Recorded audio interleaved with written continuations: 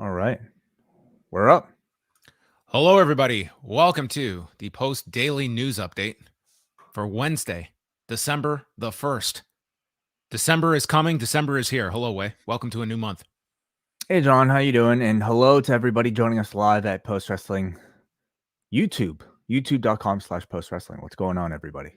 Yes, welcome all. Welcome those that are checking out the show for a first time, a long time, or for the last time. We welcome everybody here. Maybe they're growing tired of us chatting every single day. But hey, here we are.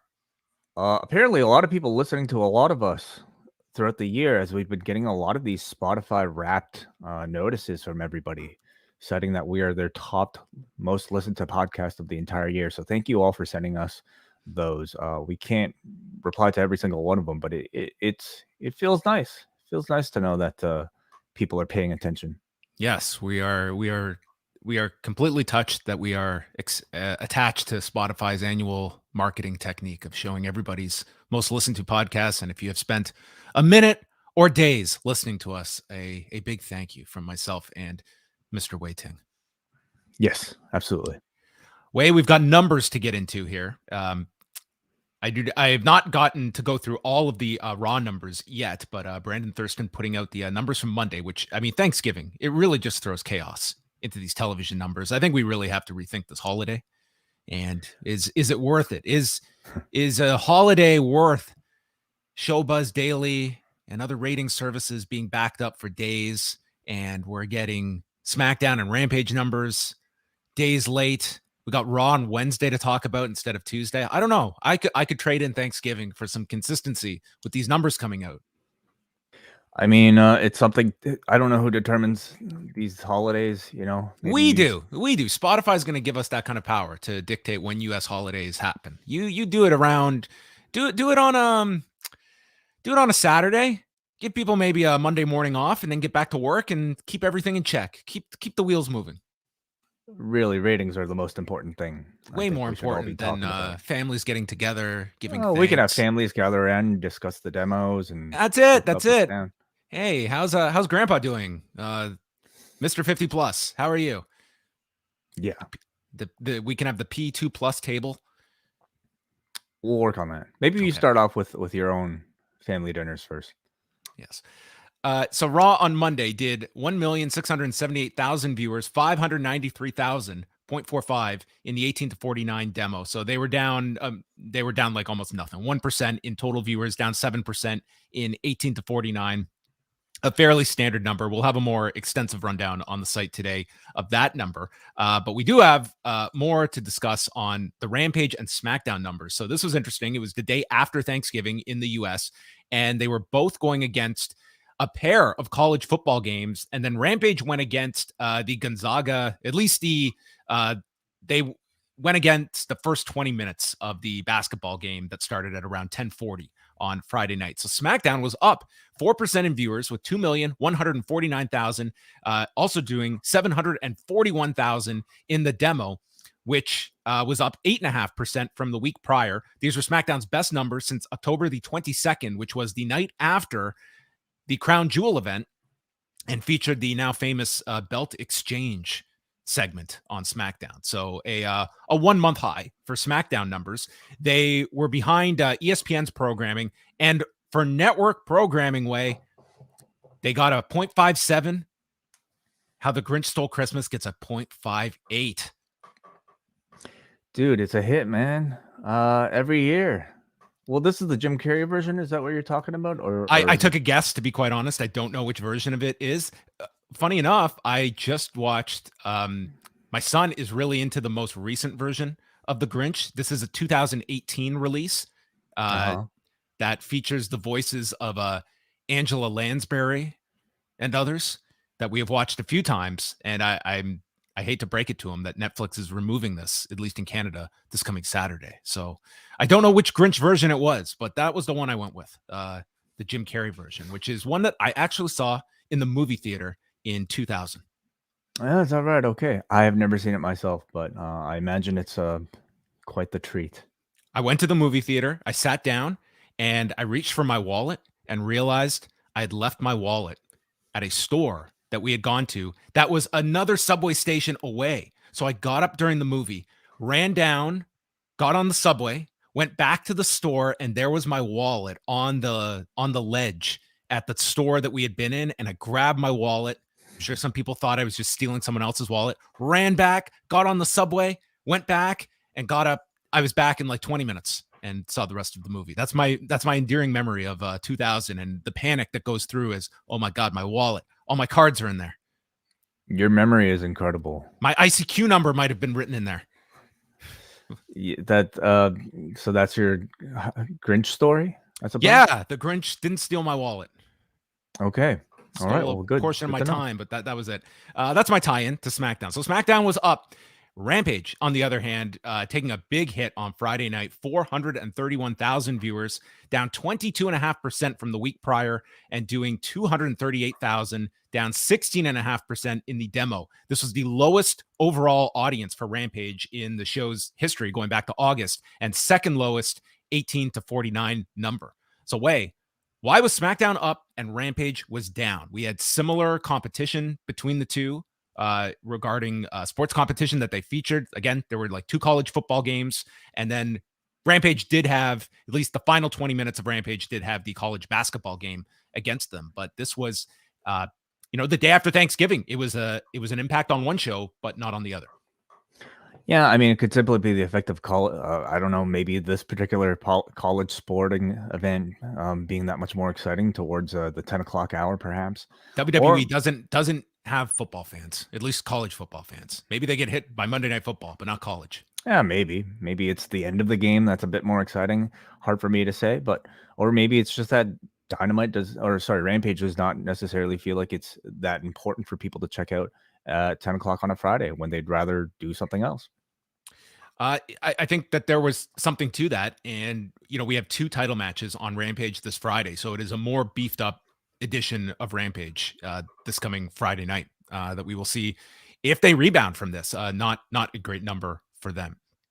Let's go to Japan. And this is from the Japan Times. I'm just going to read the beginning of this. In a stunning move, the Transportation Ministry on Wednesday directed airlines to halt reservations for incoming flights to Japan for 1 month amid growing fears over the Omicron coronavirus variant. The ministry described the move as an emergency measure and said that it will also apply to Japanese nationals.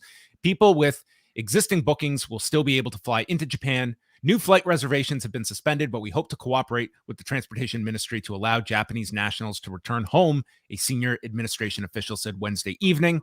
The nation's 2 largest carriers, All Nippon Airways and Japan Airlines, accepted the ministry's request, according to NHK.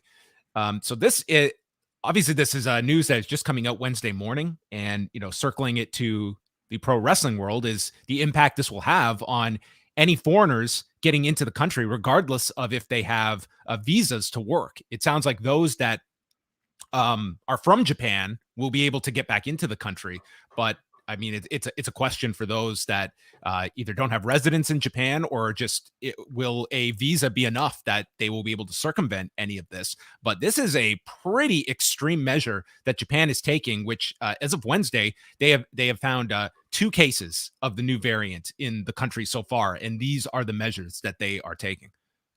Yeah, it seems like Japan, is being a lot more proactive about something like this. And I think having been through the terrible 2 years that they've had, the last thing they would want is to have to shut down again after finally getting to reopen many of their things. So it's a nightmare, I'm assuming, to try to plan stadium shows around something like this, or any sort of wrestling show around it, or any sort of entertainment, or any sort of business around, these constantly changing things. But I think for Japan's sake, it's better to be proactive than reactive later. Yeah, and it makes you wonder if you are New Japan, that as you are navigating all of this, you have over a month before your big events of at what point are you making contingency plans and fearing for the worst that only the people that are currently in the country and on the current tours are going to be available to you. Yeah. Well, in New Japan's case, I mean, they much of their roster is going to still be there for the World Tag League anyway. So I think they can put these shows on together no matter what. The bigger question is your international talent and how much. I'm assuming they're not going to really rely on them too much for a lot of these shows. All right, we'll continue to follow that story. NXT 2.0 on Tuesday night. This was the go-home show for War Games on Sunday, where they had 2 ladder matches with Kaylee Ray getting the advantage for the women's team for the War Games match, and Braun Breaker defeating Johnny Gargano, the big bad booty nephew, defeating Johnny Gargano, including a top rope Frankensteiner by one Braun Breaker. That is correct. Yeah, I thought the match was quite good. I thought both ladder matches were actually quite good. For a TV show on for NXT. Yeah, I feel like the ladder stipulation is like it feels like we get one every other week, but I think they provided some good attraction for a TV show, and good performances from Braun Breaker. Kaylee Ray finally getting a bit of a chance to shine on NXT TV, looking very good with Dakota Kai as well. Yeah, I thought the ladder matches came off well. I think that Braun Breaker, I think we have seen him, especially when he has had his matches with Ciampa and now Gargano. I think that you can see like so much promise in this individual that I think has to be at the top of the class of this NXT contingent as they're going into the show on Sunday. We also got a tried and true staple way, one of your favorites. It's been a while, but we got a Photoshop segment to build up the hair versus hair match with Duke Hudson going over the potential looks that Cameron Grimes could have after Sunday. And these were pretty awful. I thought this was a pretty bad segment. They're always pretty groan inducing. They receive some reaction sometime. I mean, we know the what is it? The CWC is a very they're a relatively supportive crowd most of the time. Dude, this crowd at times, it's incredible how into this stuff they get. There was a spot where it was it Kaylee Ray that DDT'd Dakota Kai on the steps? Yeah. And it elicited, and we got a holy shit chant out of that. Like, this is the most supportive crowd in pro wrestling that, I mean, it's a joy if you're a performer that this crowd is going to do everything they can to get your match over. But they didn't react too much to this Photoshop, at least from my viewing of it. So even they have their limits, and it might be a bad Photoshop. But it's a terrible heel move that probably was in some ways designed to fail, and somehow make people want to see. Like it's kind of to be expected for a hair versus hair stipulation. Yeah, we also had your favorite new character, Boa, approach Solo Sikoa backstage, where it looked like he was about to throw up or something, and then he shows up with his face paint in the ring to attack Sikoa, and this is an interesting character. It absolutely is. I don't know much about it right now. There honestly is not a whole lot for me to say other than the fact that it's a big role for him. There's a lot of acting required, and again, I'm very unsure how appropriate and how good he is to take on a role this big. But I mean, they clearly want to push him. They have plans for him as an attraction for that part of the world, and he'll try his best, I'm sure. And the rest of the show, I mean, they had a vignette for Draco Anthony, who was just hanging out, drinking coffee. Nothing wrong with that. And the sleeping lady backstage. A lot of new characters, dude. They're throwing a bunch of shit at the wall. Like, what's your gimmick? Her gimmick is she watches Raw Monday nights. Third hour decline, man. Right there. That's your female 18 to 49 viewer. Sometimes it makes you wonder, like, hey, is there a limit as to like how many new characters they can introduce at once? And no, there is not. Infinite characters are going to be coming through the revolving doors of NXT 2.0. It's again, this is the purpose of this promotion right now, is to just give people reps, and they have a lot of people that are coming in and a lot of reps that they need to pass out. So, what are we, like 2 months in now? I mean, this takeover, I think, will be a bit of a mark to be able to say how well this whole project is working. But as far as giving people experience, how would you assess NXT 2.0? I think there's been more misses than hits in terms of characters that they have introduced. I would say Braun Breaker has certainly been at the top of things. I'm not as sold on Tony D'Angelo as some others are, as I'm looking at the ones that have gotten the most focus. Toxic Attraction, I mean, they have gotten a ton of television time. I don't know if they're this dynamic group that they are positioned as, but those are kind of the standout ones so far. Do you think any more have clicked? Like Von Wagner seems like they have somewhat tempered his push, even though he is in the tag title match this Sunday. But the question with him is going to be if we are looking at Kyle O'Reilly potentially moving on, what becomes of Von Wagner? Because I think he is someone that he would very much benefit from being in a tag team for a while and growing rather than being on his own. Yeah, that part's really interesting considering he already appeared on SmackDown and was brought back to NXT. We don't know what the purpose of this is. Did he get a look and then did they not like him? Or was it simply, hey, go down there, finish your storyline with Kyle O'Reilly and then make your permanent move back? And we'll likely find out, following this week's result. A quick note, of course, our friends at Up Next have a full review of the entire show, and you can also join them this weekend as Britton and Davey do a live watch along of War Games and then their post show afterwards. So check those guys out. You know what I watched right before NXT? What's that? I watched the episode of Squid Game, the Marble episode. Oh my God, I love it. Dude, this is one of the most gripping, emotional 60 minutes I have ever spent in front of a television. And it's the most dark episode, and there is no happy moment in this entire 60 minutes. It is all a countdown to doom, and then they just rip your heart out for the final 10 minutes. It's an incredible episode. Do you know the ending of the series yet? I have read the spoiler at the end, unfortunately. But you still got into it. Yeah, I actually only read the spoiler by mistake a few days ago, so I was already into it. Does not impact my viewing at all. Okay, great. Yeah, it was that episode. It was like next level. I was like, this is an extraordinary hour of television that episode was around the Marble Game. It's absolutely brilliant. And it's kind of like it's very much a show completely based around just the psychological torture of these. They nail every note in this episode. It's like there's no happy moment. There's no reprieve on your emotions. It is just how dark can we get and pull you down into such a level of depression watching it. And that's what the hour is.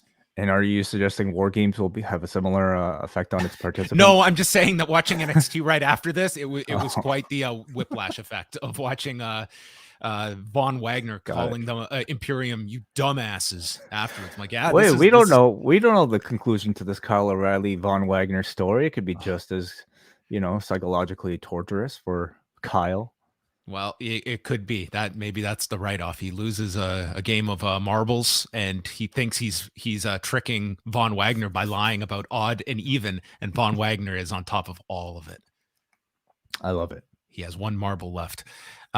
Is that the best episode of the whole season? Is there a better one? I personally love the scaffold episode, which is still coming out. That one's pretty nuts too. Yeah. What, you haven't seen it yet? I just said, yeah, that one's finished. No, the scaffold one was before this. I've seen that one. Oh, okay. I thought. Are you sure? I'm pretty sure that was after. I've seen it, and the marble one is the last one I watched. So yes, the scaffold where they do the tug of war. No, not that one. Oh, there's another scaffold one. Yeah, the tug of war, they're on scaffolds. The glass one is what I'm talking about. Okay. I'm not at that then. Okay. I won't say anymore. I feel weird. I mean, it's a series that, if you're going in to not get spoiled, like it's on Netflix, like you have the images of each episode and they've got, who's alive at the end. So, I'm not studying the thumbnails as I'm watching. I always look. I'm always reading ahead and looking. I want to get a taste of what's to come. Okay. Moving on. Big Swole made an announcement on Twitter on Tuesday stating, over the last couple of months, my life has taken on the mantra, grow, learn, change. Dealing with shadow work took strength I didn't know I had. I thank God for my loving family because they got me through some of the roughest months of my life, but I realized the real test is application. So I took my leap, and after speaking with TK, that being Tony Khan, and AEW higher officials, we've decided not to renew my contract with All Elite Wrestling. This was a hard decision, but a needed one. I'm grateful for their understanding and that we could mutually come to this agreement. I've enjoyed my time with AEW and wish them all the best.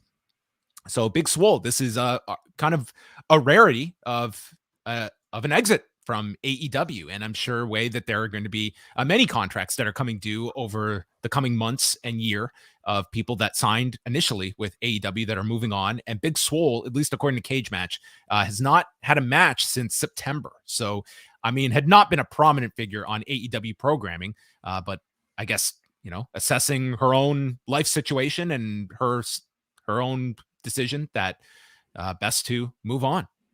Yeah, yeah. With the way this company is swelling in roster size, I mean, things like this are going to be inevitable. In Swole's case, it seems like it was, at least from the sounds of this, it sounds like it was more of a personal decision than one that was necessarily put on her.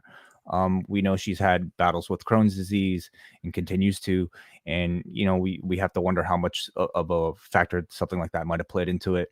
But somebody with so much potential, we all saw that feud with Britt Baker, and I think it could be debated about whether or not her potential was fully realized through booking or if other factors got into play. But I certainly hope, and I think everybody who watched her wants to see her eventually make a bigger comeback on the big stage. Yeah, I mean, it's a very competitive free agency market out there, that if you feel you're not being, or you want to test that out. I mean, it's a very competitive field out there, and only so many spots that we've talked about for some time. Tonight's Dynamite is at the Gas South Arena in Duluth, Georgia. And the lineup we have so far is Bryan Danielson against Alan Angels, CM Punk against Lee Moriarty. The TBS Championship Tournament continues with Ruby Soho against Chris Statlander, that has been built up for weeks with videos. Sting and Darby Allin against Billy and Colton Gunn. And in an Atlanta street fight, Cody Rhodes taking on Andrade El Idolo, with Arn Anderson and Jose the Assistant in the respective corners. So maybe we will get some Jose taking an Arn Anderson something or other. It's a good looking show, man. These always look good. But in this particular case, I mean, we have, I think, on a rare occasion, both Bryan Danielson and CM Punk having matches. I'm absolutely and Cody too. This is kind of like a, if you want to call it quote unquote rating show. Like, this has, 3 big stars and Sting. Like, we're not even including Sting in that list too, that are wrestling on this show. Do you expect the street fight to close? Oh, okay. Good question. Let me think about this here. It seems like it could, absolutely, unless they wanted do Soho versus Statlander as a match with, I guess, bigger stakes attached to it, being a part of the tournament. It's also a match that they built up greatly as a part of this thing. So, but yeah, I'm going to say maybe the street fight for my pick. Sting also being in Georgia and Cody also being in Georgia. I'm very curious to see what the reactions to them will be. And Alan Angels in Georgia. Yes, this Bryan Danielson story is completely captivating, and I look forward to seeing how he destroys Alan Angels tonight. Oh man, it's gonna look great. You know what Bryan Danielson's promo should be tonight, since the Miz is getting mentioned in every promo. He should note, yes, the city where Miz headlined WrestleMania. You know what I was doing that night? I got bumped to the pre-show at that WrestleMania. I hate this city. Should we just do Miz references in every promo? I think that's now imperative, that every show has to make some reference to the Miz. Of course, we would probably get another interaction between MJF and CM Punk, I would assume, after the match with Punk and Moriarty on this show. So do we get more gold, great promo exchanges that we saw, or do they save that for the weeks after? I'd give it a week to breathe and then do your follow-up segment next week. Also, I think tonight they should really establish that main event for Winter is Coming. That's in 2 weeks, and I think you want more than a 1-week build for Winter is Coming. Or conversely, they push that we'll make the big announcement on Friday and just continue to build up Rampage with stuff like that. Mm-hmm. Yeah, I'm looking forward to the show. In terms of ratings, do you have any expectations about how tonight will perform? I mean, they weren't hit as hard for Thanksgiving Eve last week, but I do see them being up from last week's number for sure. This is a pretty strong lineup for Dynamite with the figures involved that we just listed. So I would expect I would have expected this number to be up from 2 weeks ago, and that much more when comparing to last week. Before we wrap things up, just a quick thought. We did put out the Starrcade 1997 edition of Rewind Away. Just in a very short sentence or two way, why should people listen to our Starrcade 97 review that features the legendary Lex Luger Buff Bagwell match? Well, for one thing, John always puts a great deal of research into preparing for these retro reviews, and that would be my first thing that I would suggest people listen to it for, is for John's great notes and context about the situation at the time, He's great. the Nitro ratings at the time, and just so many of the backstories about why certain people were a part of the show and why certain people were not. I learned a lot of these, even though I've already apparently reviewed the show 11 years ago. I have no recollection. But secondly, this is a very interesting show for many reasons. You know, this was a time when WCW was heading into, I mean, it was beating Raw, and it was doing tremendously 2 years into Nitro's existence, building up to arguably the biggest match of its entire run in Hollywood, Hulk Hogan versus Sting. And what could go wrong? What could go wrong, John? Everything's easy. We built up this match. Now we just gotta pull the trigger on the match. This is the easy part. This is like, let's sit back and just send them out, do your thing. They've got Bret the Hitman Hart into the company on his first pay-per-view after the arguably the most talked about pro wrestling angle of the decade. A million ideas there. Yep. What could go wrong? What could go wrong? Yeah, that is the theme of WCW in 1998, and this is their farewell to 1997. So go check out our 2-hour review of Starrcade 97, available at postwrestlingcafe.com. Rewind Away number 100. Yeah, 100 of these. Hey, John, before we get out of here, we have been putting out the call to our live viewers for super chats. And anybody who wants to drop us a question during the show, you can drop a super chat of any denomination, and we will try to answer your question at the end. So this is that portion. We have quite a few actually today. Let's start off here, John, if you don't mind, with Charles Leake, who sends a $5 super chat. Thank you so much for the support, Charles. He asks, thoughts on the AEW announcing team for Dynamite tonight? What are the chances that we get Don Callis? That's right, because Jim Ross is off effective tonight for... Well, he's hoping to be back December 29th. So I assume, yeah, we'll have the two stalwarts of Excalibur and Tony Schiavone. And the question, I mean, we talked about it. There's a long bench for AEW that they can call upon if they have that need for a third person. I wouldn't be so opposed to just the two, but I expect them to put a third in. Don Callis makes sense. They could throw in Taz. They could throw in Ricky Starks. Chris Jericho will not be on the show tonight because Fozzy is in the UK, so it will not be Chris Jericho. But yeah, is there anyone that do you expect just someone that has been familiar in that seat, or maybe they could throw somebody else in there? I always think like JR's appeal is the fact that he is a recognized name for a casual audience. And usually somebody who I think brings equal, if not better, star value is somebody like a Chris Jericho. Or if he is unavailable, I'm thinking probably Taz takes that role tonight. They all work really well together, the three of them. And it's hard for me to think about who else might be on that roster that might be able to fulfill both star power as well as, the flow of good commentary. Let's go up next to Brandon from New Jersey, who sends a $5 super chat all the way from New Jersey. This guy, Brandon, he asks, have you guys ever watched Steven Seagal's Lawman? His Louisiana accent is great. Too bad he's the true villain of the series as a human trafficker. No, I have not seen Lawman. Heard about the series. Never had a desire to watch it. And can't say that opinion has changed after this question from Brandon from New Jersey. So did he just spoil it for me? Like, what reason would I have to watch Lawman right now? That poster right there. Does that not scream A&E is calling for your viewing eyes? Does it scream human trafficker is the better question. Wow, what a twist. Thank you, the man that taught Anderson Silva the front kick. Absolutely. Yeah. One of many talents, I guess, including fictional human trafficking. Let's go up next to Stefan Gosign, who sends a $5 super chat. Thank you, Stefan, who says, would either of you ever consider writing a book in the future? I feel like I would enjoy reading your analysis of politics via wrestling. I doubt I'm ever going to write a book. I don't know if I would ever be approached to write a book. And if absolutely, yes. Me, this is clearly not a question for me. He's just trying to include me to be nice. But John, you no, absolutely you yes. writing a book would be fantastic. What would I write about? Possibly being late to school. That could be the title of the book. My publisher asked for this last year by Wai Ting. Oh my.